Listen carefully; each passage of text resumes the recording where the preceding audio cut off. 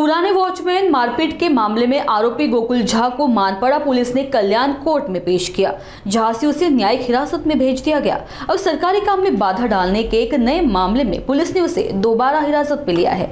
गोकुल झा को कल यानी ही 29 जुलाई को फिर से कोर्ट में पेश किया जाएगा। आरोपीतर्फे आम्ही आहोत।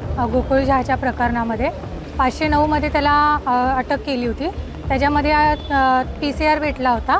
आता सध्या आम्ही युक्तिवाद केल्यामुळे MCR 14 दिवसाचा त्यांना MCR भेटलेला आहे आणि त्यांनी सरकारी कामामध्ये अडथळा आणल्यामुळे पोलिसांशी अरेरावी केल्यामुळे त्याला आता सध्या परत 1 दिवसाचा पोलिसांनी त्याला ताब्यात घेतलेला आहे।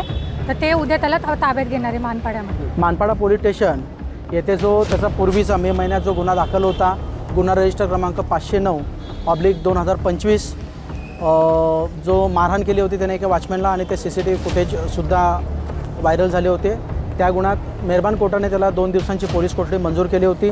त्यानंतर सदर आरोपीला आज रोजी दुसऱ्या रिमांडकामी हजर केले असता मेहरबान कोर्टाने त्याची न्यायालयीन कोठडी त्याची रवानगी केली आहे 14 दिवसांच्या। या जे उर्वरित जे गुन्हे आहेत त्या गुन्ह्यामध्ये पोलीस स्टेशनमध्ये असताना त्यांनी पोलिसांशी अरेरावी केली होती, सरकारी कामात अडथळा निर्माण केला होता। त्या विरुद्ध या आरोपीविरुद्ध मानपाडा पोलीस स्टेशन येथे नवीन गुन्हा दाखल करण्यात आला। त्याचा गुन्हा रजिस्टर नंबर आहे 881/2025।